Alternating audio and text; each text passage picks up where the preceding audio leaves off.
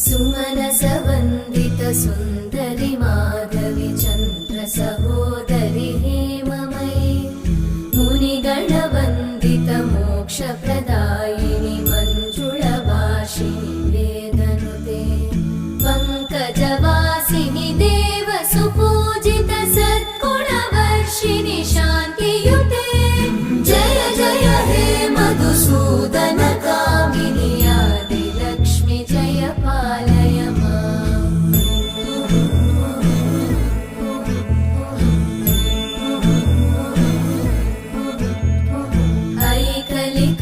ऐकलिकल्मषनाशिनि कामिनि वैदिकरूपिणि वेदमये क्षीरसमुद्भव